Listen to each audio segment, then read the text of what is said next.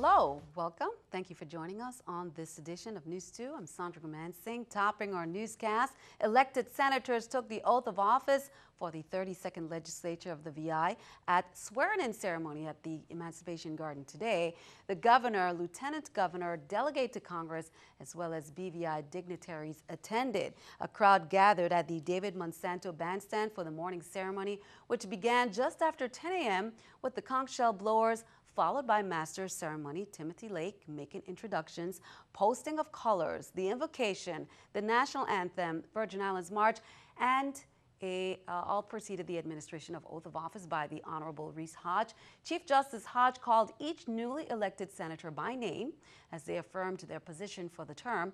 Governor Mapp, in his written remarks to the legislature today, stated, "It is with great faith in the principles by which we are governed that I offer my congratulations to the newly elected members of the 32nd Legislature of the Virgin Islands. As governor, I look forward to exploiting every opportunity to advance our collective interests through cooperation among the branches of government, mutual respect for the roles assigned by our system of government, and candid public exchange." Here's more. Support, obey, and defend. That I will support, obey, and defend this obligation with fidelity. The 32nd legislature was officially sworn in at a ceremony at Emancipation Garden on Monday. Senators reaffirmed their obligation to the territory and United States before shaking hands and taking the ceremonial march from Emancipation Garden to the legislative building. The task of governance in troubling times such as these is not easy, but all Virgin Islanders of goodwill join me in wishing God's blessing on all the members of the 32nd Legislature of the Virgin Islands. Prior to the 32nd Legislature's first session, several senators made it clear what majority's focus will be. The members of the 32nd, to which I would provide the leadership, we were all very pleased to be here in these hallowed grounds, the Emancipation Garden. And all of those who presented and gave remarks in setting the tone for the 32nd Legislature. For me, today was an awesome day. Well, I think the ceremony today went extremely well. I'm just pleased to see that the 32nd Legislature is now seated, albeit there is one short in this district. But a lot of my friends and colleagues are sworn back in, and I pledge to do anything in my powers to assist them as they go through the 2 years of the 32nd Legislature, especially Senator Kurt Vile, who's taken over the powerful Finance Committee, and he was the Vice Chair of the Finance Committee during the last 2 years. So I pledge to assist and provide whatever support I can to my colleagues, my former colleagues. The legislature is one of 3 co-equal branches of the government of the VI of the United States, with its own powers delegated by the revised Organic Act of 1954, passed by the U.S. Congress, which established our local government. The other 2 branches are the executive branch and the judiciary. Well, I'm really happy to be a part of the swearing in with the 32nd Legislature and the members that are here. I think it's really important that we show support for them, not just in their swearing in, but then throughout the next 2 years. Then everyone proceeded to the Earl B. Otley Legislative Hall in the Capitol building for the initial session to officially organize the leadership and committee membership of the legislature. Senator Neville James passed over the gavel to Myron D. Jackson, who has been selected to serve as president. He said, "You, the residents of this territory, have placed your faith in me for 3 consecutive elections, and I am eternally grateful for your vote of confidence." Senate President Jackson said, "I dare say that we have been living in interesting times since the greedy bankers and financial brokers triggered the housing bubble burst in 2008. This body has an awesome responsibility." He said, "It is our duty to pass legislation that will assist to alleviate the hardships that our residents are experiencing."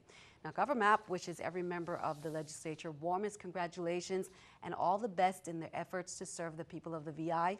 Members of the 32nd Legislature include Senator Marvin Blyden, Senator Dwayne DeGraff, Senator Jean Ford, Senator Novell Francis Jr., Senator Alicia Chucky Hansen, Senator Myron Jackson, Senator Neville James, Senator Positive Nelson, Senator Narida Rivera O'Reilly, Senator Tregenza Roach, Senator Samuel Sanas, Senator at Large Brian A. Smith, Senator Kurt Violet and Senator Jeanette Millen-Young. Now, a peaceful protest and silent march was held in relation to a pending case and several other outstanding judicial and administrative challenges to the 2016 election. They say residents were asked to join the civil peaceful protest against the swearing-in. The group reiterated, however, ahead of time that there would be no disturbance of any kind allowed. Participants were asked to silently march, showing their disgust with how public information and how Superior Court Judge Renee Gums-Carty, they say, is delaying justice. Well, a post-swearing-in ecumenical service was held will be held on Wednesday, the 11th at 4 p.m. at the St. Joseph's Catholic Church on St. Croix. Official activities began on Sunday, January 8th, with pre-swearing-in ecumenical services at the All Saints Cathedral. The public was also invited to attend an interfaith service of prayers and worship at the Frank Powell Park on Cruise Bay St. John later that afternoon. Crucian Christmas Carnival wrapped up with a bang over the weekend, closing out the village and all the festivities. Two of the biggest events were the Carnival parades, and hundreds turned out to either take part or watch it. And if you missed it, we have the highlights. With the theme honoring 100 years of our centennial past, embracing our present and future to last, the sights and sounds from both the children's and adults parades were breathtaking. From the troops and floops to the bands and floats, it was truly an opportunity to highlight significant times in VI history.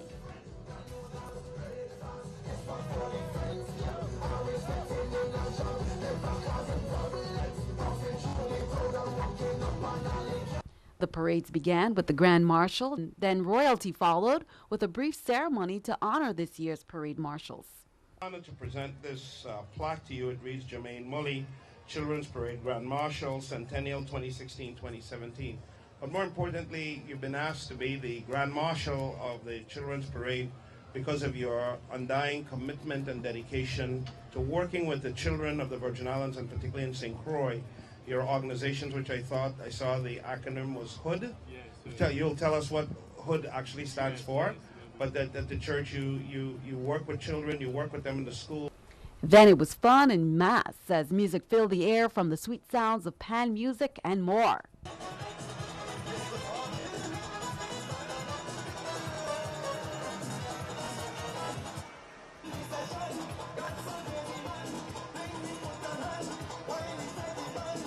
There were the usual majorettes and costumes with sequins and satin at every turn.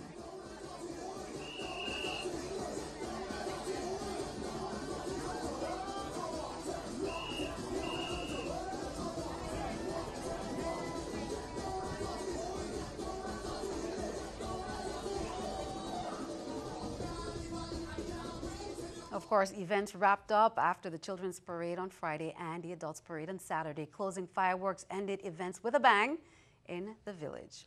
Well, here's a quick update in that case. In a last-minute judgment handed down on Sunday, the Supreme Court of the VI said that Kevin Rodriguez would not be able to take the oath of office alongside his colleagues, despite a Superior Court ruling last week that said he would be able to serve as a senator.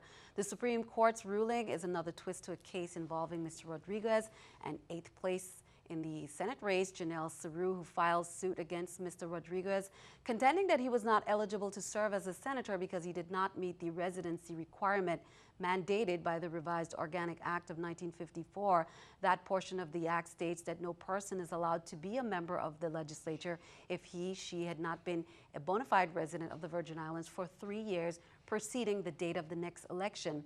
Mr. Rodriguez claimed in a bankruptcy filing in Tennessee to be a resident of the state with his address listed as Nashville, Tennessee. The case was dismissed on July 25, 2016, but Superior Court Judge Kathleen Mackay ruled in Mr. Rodriguez's favor last week, stating that testimony from witnesses confirmed that he has lived in the territory since 2013. However, the Supreme Court's Sunday ruling cited judicial estoppel, opinion that the Superior Court could not take a position contrary to what it had taken in the past in a legal proceeding. Now, Senator Myron Jackson today, who's president of the legislature, said the institution will await the final decision of the courts in the matter of Senator-elect Kevin Rodriguez. The legal counsel of the legislature has advised them to withhold from taking any action, he says, as we anticipate the case being further deliberated in the justice system. He said, we regret that he was unable to be sworn in today. Our thoughts and our prayers go out to Mr. Rodriguez and family at this time, and we will get a reaction from Kevin Rodriguez as well. Well, Fort Lauderdale is trying to pick up the pieces after the deadly airport shooting attack that left 5 people dead. More than 50 people were taken to Broward Central General Hospital after the horror that unfolded Friday afternoon. Several remain hospitalized Monday morning. Most are gunshot victims. The suspect made his first appearance in federal court this morning. Scott McLean has the latest. Well, the suspect in Friday's shooting here in Fort Lauderdale, Esteban Santiago, was read his charges in court today. He will be getting a public lawyer. He was asked if he understood all the charges against him, and he said yes. He also said that he only had $5 or $10 in his bank account to his name. Now, meanwhile, we are also learning more about him and what led up to the shooting, but the big question here is why. Esteban Santiago appearing before a federal judge on Monday, facing charges eligible for the death penalty. According to court documents, Santiago admitted planning the deadly shooting at Fort Lauderdale Hollywood International Airport. Surveillance video of Friday's rampage emerged over the weekend. It shows bystanders scattering and dropping to the floor. Witnesses described the terrifying scene. Absolutely had the coldest, most predator eyes I've ever seen in a human being. I don't know what his motives are. He never spoke. He just walked along, pow, pow, pow. His family says he reached out for help after a tour of duty in Iraq, but didn't get the assistance he needed. They had him hospitalized for 4 days, and then they let him go. How are you going to let someone leave a psychological center after 4 days when he is saying that he's hearing voices? Now, legal experts say because Santiago voluntarily admitted himself to the hospital for mental health treatment, there is no federal law barring him from owning a gun. Now, Santiago was in court today. He was read his charges. He will be getting a public defender. He's due back in court next Tuesday. In Fort Lauderdale, Florida, I'm Scott McLean. In other news, it's a busy week for Donald Trump's transition team, but among his first tweets Monday were instead focused on actress Meryl Streep, who, without mentioning him by name, took a shot at Trump in her Golden Globes Awards acceptance speech, blasting the president-elect for mocking a reporter with a disability in 2015. Trump denies he was mocking disability. Trump tweeted calling Streep one of the most overrated actresses in Hollywood, a Hillary flunky who lost big, and once again said he didn't mock the reporter. Several hours later, Trump shifted back to transition mode, telling reporters the confirmation hearings for his cabinet members will go smoothly, but the Government Ethics Office is already waving the red flag on some of those picks, saying that the transition is rushing the confirmation, preventing a comprehensive screening of nominees. Trump is to hold his first news conference since July on Wednesday. The Russian hacks expected to be a major focus as questions remain about whether Trump accepts the intelligence community's conclusion. Keeping our eye on the economy, let's take a look at the stock market watch at the New York Stock Exchange. According to the numbers, we can see the Dow down, NASDAQ up, S&P 500 also down. Coming up on News 2, we have much more straight ahead. We'll be right back.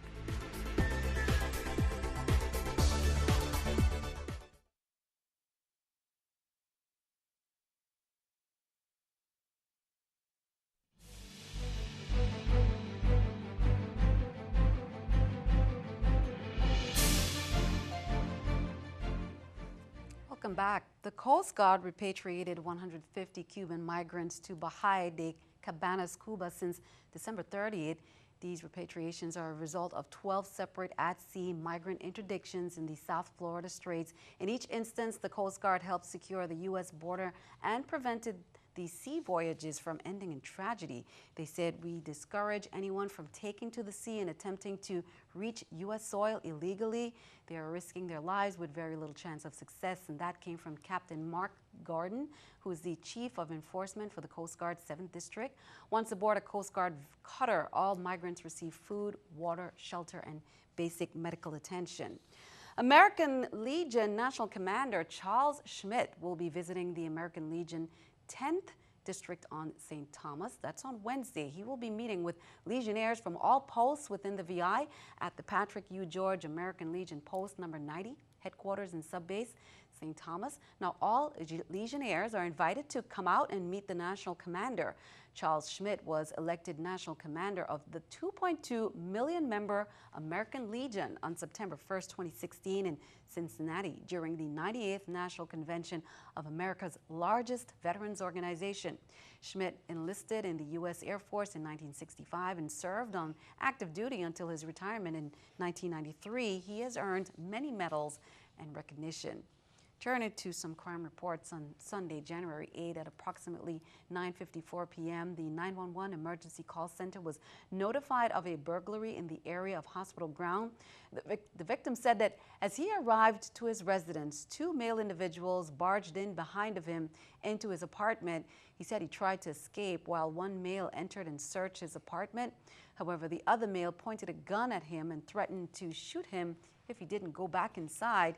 He added that a scuffle ensued when one of the males struck him twice with a fist to the right side of his head, and he was able to run away, leaving the males inside of his apartment. Call police or 911 Crime Stoppers if you have any information that can help with the investigation.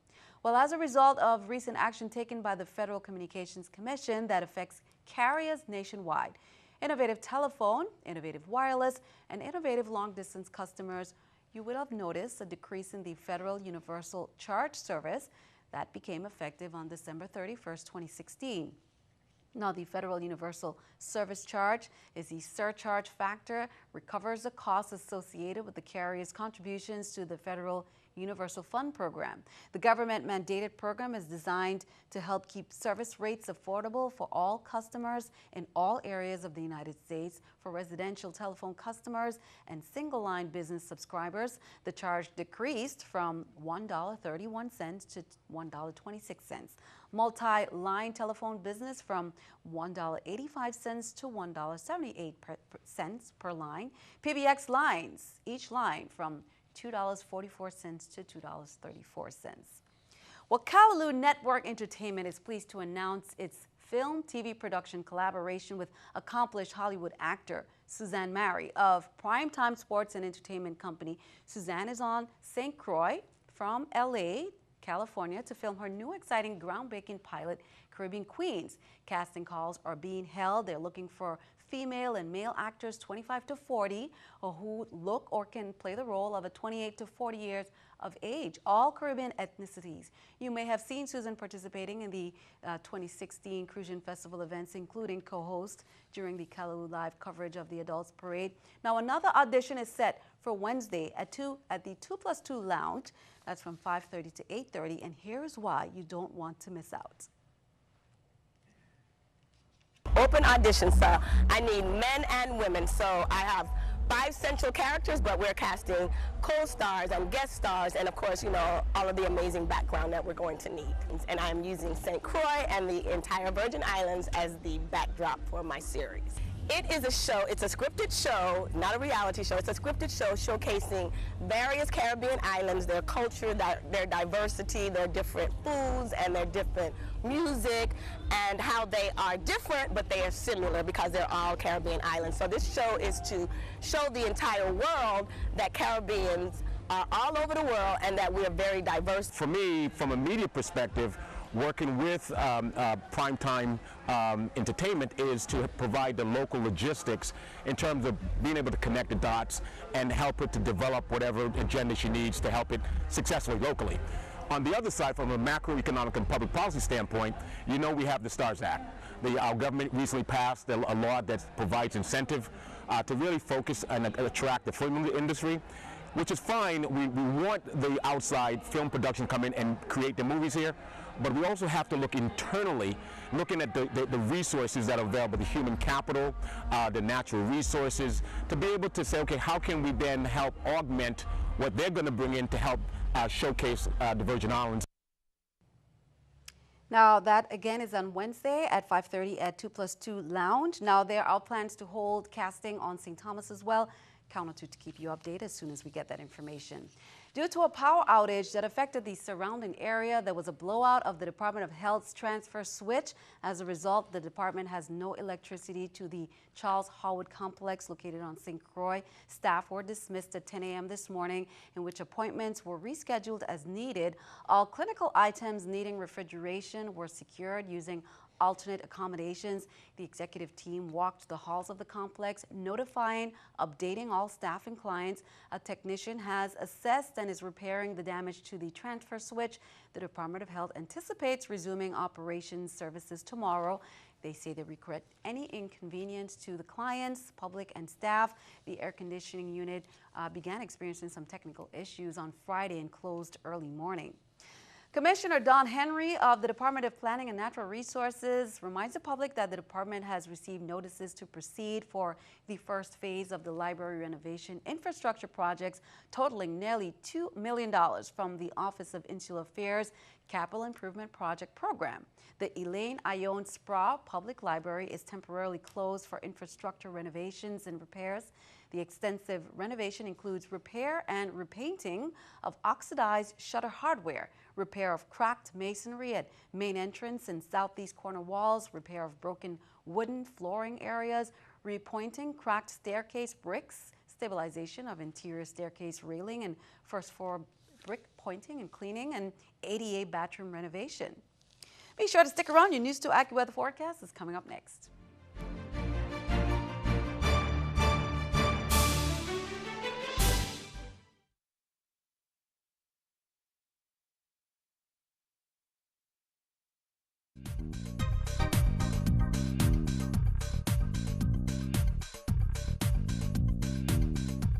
The weather has been nice and quiet over the Virgin Islands over the last few days, but we're going to notice some change here. We've been closely watching a front of boundary that moved over the Atlantic, crossed through Bermuda, and now here it is. You can clearly make out that front here on satellite, remaining north of Hispaniola right now. But this front will continue to sink south and east, and as it does, it's going to bring the return of scattered showers across much of the Virgin Islands and much of the Eastern Caribbean. Here's a look at current radar, really not picking up too much, just scattered showers mainly over Puerto Rico. But you can see here the Virgin Islands nice and quiet, and it should remain quiet here for tonight, but we will see an increase in some showers as we head towards tomorrow. Partly cloudy, temperature of 73 expected across the Virgin Islands. As we head towards Tuesday, you certainly want to give yourself enough time for your morning commute. Grab the umbrella on your way out the door. We'll see sunshine and some clouds with the possibility of a few scattered showers. In St. John's, we'll be warming up to 83 degrees. We head over towards St. Thomas, where conditions will be very similar. Sunshine and some clouds, the chance for a shower or two, and a daytime high of 83 degrees. Similar in St. Croix at 83 with partial sunshine and a few spotty showers throughout the day. Now, for folks who aren't going to be doing any boating, whether you're boating tonight or you're going to be boating tomorrow, seas are a little bit tricky. They're very choppy out there, which is why across the Atlantic waters, we do have a small craft advisory in effect. Waves between 6 and 8 feet with winds out of the northeast between 10 and 15 knots. Very similar out in the Caribbean. These seas are very unsettled, so small craft operators are urged to exercise caution. Here's a look at the next 5 days. We'll see those showers and spots here pretty much through Thursday. Even as we wrap up the work week, we still have the possibility to see some of these showers. But the nice thing is that front of boundary will then begin to dissipate. Along that front, an area of low pressure is set to form, but that's going to stay well towards our north and east, but it's certainly something worth watching. We kick off the weekend with highs in the 80s and a shower or two. Back to you in the studio, Sandy. Looking good. Thanks for that, Larissa. Chris Ramos is our star from the LCR Community Learning Center, sharing this weather picture with some beautiful sunshine, blue skies, and great scenery there. Chris, thank you. Send us your News 2 weather picture to the address on the screen. Be sure to include all the information that we need, and then tune in to see it right here on News 2. That is all for this edition. We'd like to thank you for joining us for all the latest. I'm Sandra Gumansing. Have a wonderful evening.